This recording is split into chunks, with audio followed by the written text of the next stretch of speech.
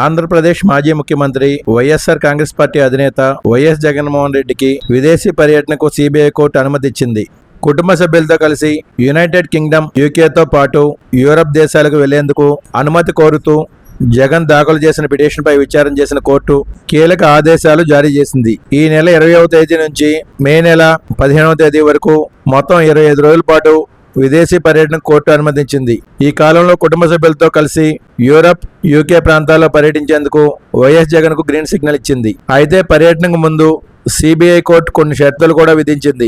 దేశం విడిచి వెళ్లే ముందు తన కాంటాక్ట్ నెంబర్, ఈమెయిల్ ఐడి, పూర్తి ప్రయాణ వివరాలు, అలాగే షూరిటీ వివరాలను సిబిఐ అధికారులకు అందజేయాలని కోర్టు ఆదేశించింది. అక్రమాస్తుల కేసులో ప్రధాన నిందితుడిగా ఉన్న వైఎస్ జగన్మోహన్ రెడ్డి విదేశాలకు వెళ్లాలంటే తప్పనిసరిగా సిబిఐ కోర్టు అనుమతి తీసుకోవాల్సి ఉంటుంది.